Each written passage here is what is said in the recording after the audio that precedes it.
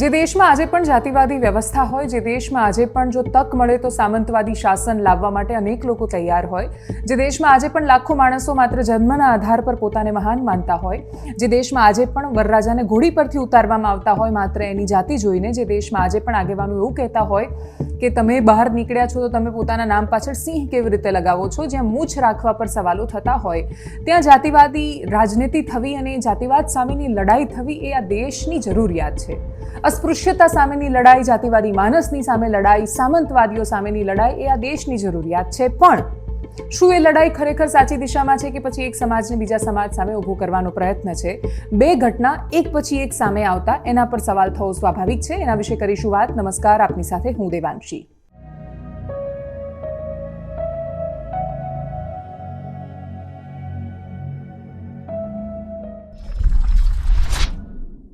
વડગામના ધારાસભ્ય જિગ્નેશ મેવાણી અમરેલી પહોંચ્યા હતા થોડા દિવસ પહેલા. એમાં એમણે ભારતીય જનતા પાર્ટીથી માંડીને અમરેલી કોંગ્રેસથી માંડીને ભાવનગર કોંગ્રેસ દરેક લોકોની સામે પ્રશ્ન કર્યો.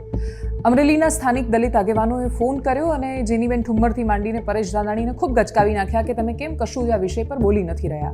એ ઘટના વિશે વાત કરવી છે અને પાટણની ઘટના વિશે શરૂઆતમાં વાત કરવી છે. સૌથી પહેલા અમરેલીમાં જે ઘટના સામે આવી એમાં એક બોલચાલ થઈ અને પછી 15 વર્ષના આખી ઘટનાના સીસીટીવી સામે આવ્યા ત્યારે ખબર પડી કે એક વ્યક્તિ એને પોતાની કોઈ અંગત લડાઈ હતી દુકાનદાર સાથે. અમુક લોકો ગયા જે શેડ્યુલ કાસ્ટમાંથી આવતા હતા. એ લોકોને દુકાન પર ગયા, ઉશ્કેરણી થઈ, સામસામે ઝઘડો થયો, બોલાચાલી થઈ અને પછી એ ઝઘડો સીધો મારવા સુધી પહોંચી ગયો. પણ એ ઝઘડાની વચ્ચે શું જાતિ એ મુખ્ય વિષય હતો? શું જાતિના આધારે એ લોકોને મારવામાં આવ્યા? જિગ્નેશ મેવાણીએ જે દાવો કર્યો કે ખાલી બેટા કહ્યું એમાં પેલા માણસને એવું લાગ્યું કે એક દલિત મને બેટા કેવી રીતે કહી ગયો ને એટલા માટે એને માર્યો. તો આ બધી જ વાતો સીસીટીવી સામે આવ્યા પછી બધા પર બહુ મોટું પ્રશ્નાર્થ ચિહ્ન મુકાઈ ગયું છે. બે અલગ અલગ સમાજોની વાત હતી. ભરવાડ સમાજની દુકાન હતી. એ દુકાન પર એ લોકો ગયા અને પછી દુષ્કૃત્ય અને ગાળાગાળી જેવી વાતો સામે આવી. પણ એ ગાળાગાળીમાં જાતિ એ જે મુદ્દો આખો ટ્રિગર થયો એમાં બેટા કયું ને માર્યા એ વિષય પ્રાઇમા ફેસી સામે નથી આવ્યો. અમરેલીની ઘટનામાં હજી કોઈ ચોક્કસ જવાબો મળે પહેલા પાટણની એક ઘટના સામે આવી. ગઈકાલે રાત્રે વડગામના ધારાસભ્ય જિગ્નેશ મેવાણી જે પોતે ગુજરાતની બહાર છે એમણે એક વિડીયો રિલીઝ કર્યો અને વિડીયોમાં એમણે એક ઘટના વિશે વાત કરી કે હરજી સોલંકી નામનો દલિત સમાજનો વ્યક્તિ છે અને એ આધેડની એમને સ્ત્રીના કપડાં અને પગમાં ઝાંઝર પહેરાવીને એમની હત્યા કરી દેવામાં આવી છે અને અર્ધનગ્ન હાલતમાં, અર્ધ બળેલી હાલતમાં એમની લાશ મળી આવી છે. એમણે લાશનો ફોટો પણ કેમેરાની સામે બતાવ્યો અને પછી એમણે કહ્યું કે એમની પોલીસ કર્મચારીઓ સાથે વાત થઈ છે, કારણ શું છે એ ખબર પડશે. પણ એ આખા ગુજરાતના દલિત સમાજને આહવાન કરતા દેખાયા કે તમે આને આંદોલનની જેમ લો, કેમ કે દલિતને અમરેલીમાં માર્યા, દલિતને બીજા કોઈ શહેરમાં વિરમગામમાં માર્યા, દલિતની સાથે પાટણમાં થઈ રહ્યું છે.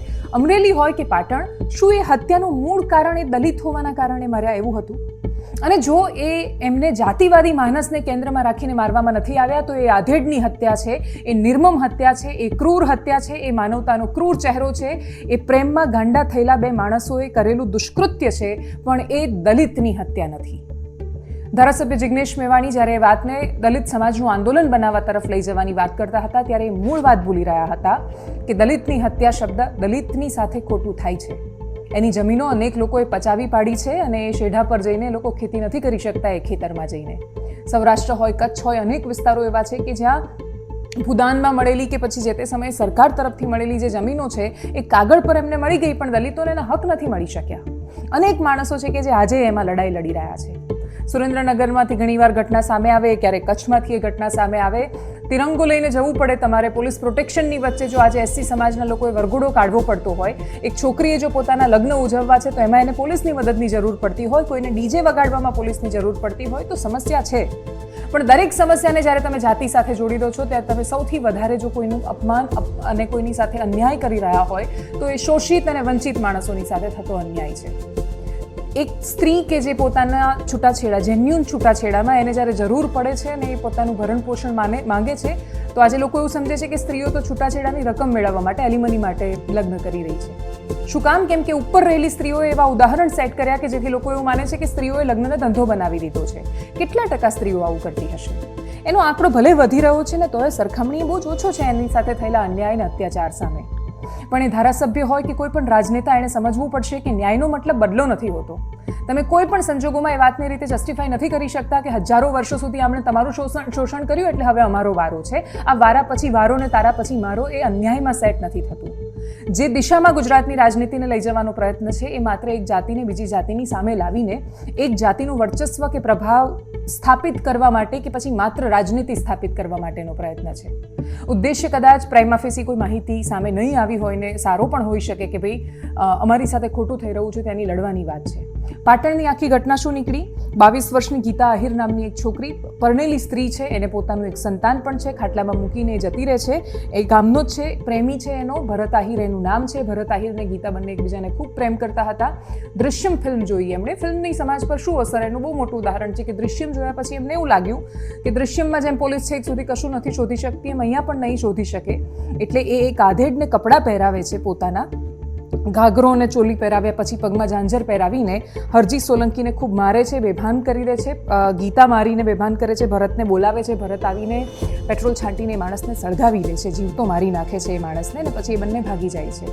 પાટણ પોલીસને એટલે અભિનંદન આપવા પડે કેમ કે એમણે થોડા જ સમયમાં આખો આ વિષય જાતિવાદી અલગ રાજનીતિ અને આંદોલન તરફ ધકેલાઈ જાય એની પહેલાં એમણે ગુનો ડિટેક્ટ કર્યો, એમણે શોધ્યો, એમણે સોલ્વ કર્યો અને એમણે આખો એક ચિઠ્ઠો સામે રાખીને મૂકી દીધો કે આ હત્યાની પાછળ કારણ જાતિ નથી. આ ઘટના સામે આવ્યા પછી 2-3 સમાજના ચહેરાઓ છે, પણ મૂળ વાત એ છે કે જો લડાઈમાં જો કોઈ વ્યક્તિને માત્ર આદિવાસી હોવાના કારણે અપમાનિત કરાય છે, માત્ર દલિત હોવાના કારણે અપમાનિત કરાય છે, તો એ બહુ જ મોટો અપરાધ છે. કોઈની પણ સાથે ન થવું જોઈએ. પણ આ રાજ્યમાં એવરેજ એક વર્ષમાં 1000 જેટલા ખૂન થાય છે. એક દિવસમાં 3 થી 4 ને અનેક ખૂણામાં. તો ખાલી રજિસ્ટર્ડ આંકડાઓની વાત છે. એટલે એક દિવસમાં જ્યારે આટલા માણસોની હત્યા થતી હોય ત્યારે દરેક જગ્યાએ જાતિ જોઈને અપરાધો નથી થતા. અપરાધ છે. અને અપરાધની સ્પર્ધામાં માત્ર રાજનીતિ ચમકાવવા માટે જે દિવસે જાતિની સામે જાતિ મૂકવાનો પ્રયત્ન કરશે ત્યારે એ દિવસે આપણે ખોટું કરી રહ્યા છીએ. એક કવિતા હતી કે અગર ગલતી બાબર કી થી તો જુમ્મન કા ઘર ફિર ક્યું જલે.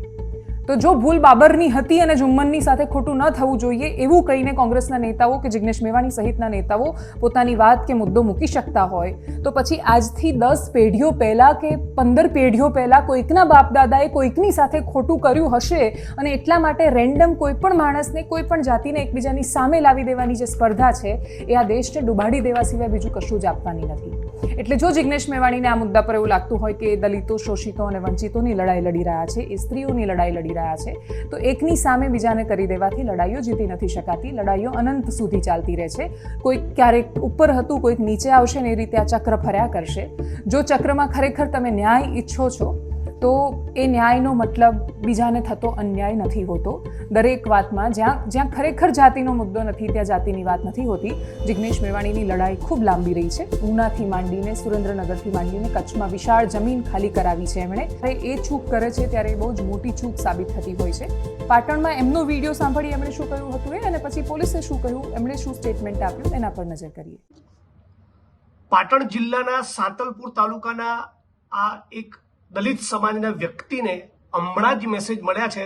વોટ્સઅપમાં મને કોઈ ફોટો મોકલી આપ્યો. આ દલિત સમાજના વ્યક્તિ જે સાધુ તરીકેનું જીવન જીવતા હતા બગલના ગામમાં એમણે જીવતા સળગાવી નાખ્યા છે. હાલ જ એસપી પાટણ સાથે મારી વાત થઈ. એમણે આ ન્યૂઝને કન્ફર્મ કર્યા છે. કારણ શું છે એ તપાસનો વિષય છે એવું એમણે મને કહ્યું. પણ મૂળ હરજીભાઈ દેવાભાઈ સોલંકી, મૂળ ગામ એમનું પીપરાડા અને વહુવા ગામની બાજુમાં જાખોતરા ગામમાં આ ઘટના બની છે. વહુવા ગામમાં તેઓ સાધુ તરીકે જીવન જીવતા હતા અને એમનો જે મૃતદેહ મળી આવ્યો છે એમાં મહિલાના કપડાં પહેરાવ્યા હતા, પગમાં ઝાંઝર પહેરાવી છે.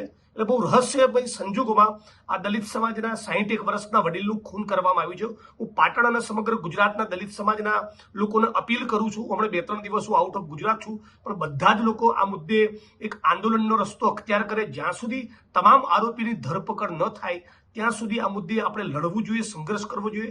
અમરેલીની ઘટના હમણાં તાજી જ બની છે. એના પછી વિરમગામમાં એક ઘટના બની. સુરેન્દ્રનગરમાં દલિત સમાજના એક વ્યક્તિ ઉપર હુમલો થયો અને આ 61 વર્ષના આધેડ વર્ષના દલિત સમાજના વ્યક્તિને જીવતા સળગાવી દેવામાં આવે. આ તમે દ્રશ્ય જોઈ શકો છો. આટલી ભયંકર ઘટનાઓ આ ગુજરાતમાં બની રહી છે. એટલે દલિત સમાજે બહુ મજબૂત તાકાત સાથે સંગઠિત બનીને રોડ ઉપર ઉતરવાની જરૂર છે.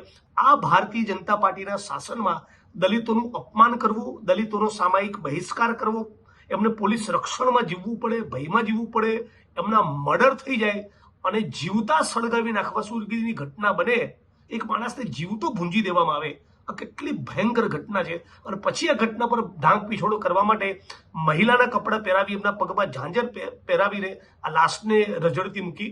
હું આશા રાખું છું પાટણ એસપી સાથે વાત થઈ, એમણે ટીમને કામે લગાડી છે, પણ દલિત સમાજના તમામ માણસો જે સમાનતા અને ન્યાયમાં માનતા હોય, બંધારણમાં માનતા હોય, બધા સાથે મળીને લડવું જોઈએ. આ આધેડ વ્યક્તિના પરિવારજનોને શું ઘટના બની, કયા કારણસર બની, એનો કોઈ અંદાજ નથી. હમણાં જ મારી પર એક અજાણ્યા નંબર પરથી ફોન આવ્યો, એમણે મને ઘટનાની વાત કરી અને હાલ પાટણ એસપી સાથે વાત કરી છે. પણ ગુજરાત દલિતો માટે દિન પ્રતિદિન કેટલું ભયંકર રીતે અસુરક્ષિત બની રહ્યું છે, એનો એક વરવો દાખલો છે. મંગળવારે વહેલી સવારે સુરેશભાઈ ના ઘરની વાડામાં એક અર્ધબળેલી લાશ મળી આવેલી અને એને મહિલાના કપડાં પહેરાવેલા હતા. જે આધારે એ લોકોએ પોલીસને જાણ કરતાં પોલીસ ત્યાં પહોંચેલી અને તપાસ કરતાં આ કોઈ પુરુષની લાશ હોવાનું જણાઈ આવેલું. વધુ તપાસ કરતાં ગીતાબેન પણ ત્યાંથી મિસિંગ હતા અને હ્યુમન સોર્સ અને ટેકનિકલ એનાલિસિસથી તપાસ કરતાં ગીતાબેનને પોતાના પડોશમાં રહેતા ભરતભાઈ સાથે પ્રેમ સંબંધ હતો. છેલ્લા 3 મહિનાથી એ લોકો સાથે મજૂરી કરતા હતા અને એમને પ્રેમ સંબંધ થયેલો. એ બાબતે તપાસ કરતાં એ લોકો પાલનપુર રેલવે સ્ટેશનથી પોલીસને મળી આવેલા અને ત્યાંથી એલસીબીની ટીમ એમને એલસીબી ઓફિસ લઈ આવેલી અને એ બાબતે સઘન પૂછપરછ કરેલી. સાથે સાથે અજાણી જે લાશ છે એ બાબતે પણ પોલીસે તપાસ કરતાં એ વહુવા ગામમાં રહેતા અને રખડતું ભટકતું જીવન જીવતા એક વૃદ્ધ હતા, એમની એ ડેડ બોડી હતી એવું પ્રસ્થાપિત થયેલું. ત્યારબાદ એના ફોટા સર્ક્યુલેટ કરી અને ઓળખ પ્રસ્થાપિત કરવા માટે પ્રયત્નો કરેલા. આ બંને જે ગીતાબેન અને ભરતભાઈ મળી આવ્યા પછી એમની પૂછપરછ કરતાં આખી વિગત જે બહાર આવેલી એ પ્રમાણે જે ગીતાબેન છે એ ભરતભાઈના પ્રેમ સંબંધમાં હતા અને બંને પડોશી પણ છે. ગીતાબેને એકચ્યુઅલી થોડા દિવસો પહેલાં દ્રશ્યમ ફિલ્મ જોવેલું. પોતાના ભાઈના મોબાઈલમાં આખું બંને ડાઉનલોડ ફિલ્મ હતા, બંને જોયેલા અને 15 દિવસ પહેલાં એમણે આ પ્લોટ તૈયાર કરેલો. એ પ્લોટના ભાગરૂપે ગીતાબેનને ભરતભાઈને એવું કીધેલું કે તારી સાથે મારે જીવન જીવવું છે, આપણે ભાગી જવું છે, પણ આપણે ભાગી જશું તો પરિવારના લોકો શોધીને મને લઈ આવશે અને પછી મને પાછી અહીંયા મૂકી દેશે. તો એના ભાગરૂપે એમણે એવું નક્કી કર્યું કે કોઈ અજાણી સ્ત્રી પુરુષની ડેડ બોડી લઈ આવી અને એને મારા કપડાં પહેરાવવા અને મારા વાડામાં એને સળગાવી અને આપણે પછી ભાગી જશું તો પરિવારના લોકો એવું માનશે કે ગીતાબેન સળગીને મરી ગયા છે, એટલે એ લોકો મારી શોધખોળ નહીં કરે. આના ભાગરૂપે સોમવારે બપોરે ભરત બોમ્બેથી આવેલો અને બાઇક મારફતે ફરીને આજુબાજુના જે ગામો છે સાતલપુર, દાતરડા, વહુવા, એ ગામમાં એવી વ્યક્તિની શોધખોળ કરતો હતો કે જેને એ પોતે લઈ જઈ શકે, એને મારી નાખી અને પછી સ્ત્રીના કપડાં પહેરાવી શકે. આના ભાગરૂપે એને વહુવામાંથી રાત્રે 7 વાગે એક વૃદ્ધ વ્યક્તિ જે મળી આવેલા એને જઈને એણે પોતાની સાથે ચાલો એમ કરીને પોતાની બાઇક ઉપર બેસાડેલા. એને ખેતરની વાડ પાસે લઈ જઈ અને ગળું દબાવી મારી નાખવાની કોશિશ કરેલી. તો એ વૃદ્ધ વ્યક્તિ બેભાન થઈ ગયેલા અને પછી એને પોતાની બાઇક ઉપર બેસાડી અને પોતાની પીઠ સાથે દોરડું બાંધી અને જાખોત્રા ગામની સીમમાં જ્યાં તળાવ છે ત્યાં એને લઈ આવેલો. ત્યાં લઈ આવ્યા પછી એને ત્યાં ડેડ બોડી મૂકી દીધેલી અને પછી પોતે ગામમાં નીકળી ગયેલો. રાત્રે 1 વાગે એણે ગીતાને ફોન કરી અને આની જાણ કરેલી કે આ જગ્યાએ ડેડ બોડી પડી છે, તું આવી જા. એટલે ગીતા પોતાના ઘરેથી 1 વાગે પોતાની થેલીમાં કપડાં અને પેટ્રોલની 1 લીટરની બોટલ નાખી અને તળાવની જ્યાં ડેડ બોડી મૂકી હતી ત્યાં તળાવની પાળે પહોંચેલી. ત્યાં બંને ગીતાના કપડાં એને પહેરાવેલા, ડેડ બોડીને ઝાંઝર પણ પહેરાવેલી. પછી બંને લોકો એને ઉંચકી અને સુરેશભાઈનો જે વાડો છે એટલે કે ગીતાનું જે ઘર છે એના વાડાની પાછળ લાવી અને પેટ્રોલ છાંટી અને આજુબાજુમાંથી લાકડા લાવી અને સળગાવી અને ત્યાંથી એ લોકો ભાગી ગયેલા. અને ત્યાંથી બાઇક મારફતે ભાગી ગઈ અને બાઇક રાધનપુર બસ સ્ટેશનમાં મૂકી અને ત્યાંથી એ લોકો પાલનપુર રેલવે સ્ટેશન ગયેલા અને ત્યાંથી જોધપુર ભાગી જવાના પ્લાનિંગ સાથે એમણે ટિકિટ પણ લીધેલી. પણ પોલીસની ટીમો, એલસીબીની ટીમો કે ગીતાબેન 1 લીટર પેટ્રોલ લઈ આવશે અને બાકીનું જે પેટ્રોલ છે એ ભરત લઈ આવશે. પણ ભરતે ડેડ બોડી શોધવા માટે જે 3-4 કલાક પ્રયત્ન કર્યો એમાં એને સમય ન મળ્યો એટલે એ પેટ્રોલ ન લાવી શક્યો અને એના કારણે 1 જ લીટર પેટ્રોલથી બોડીને સળગાવવા માટે પ્રયત્ન કર્યો તો બોડી સળગી નહોતી. એટલે પ્રાઇમા ફેસી ખબર પડી કે આ પુરુષની ડેડ બોડી છે.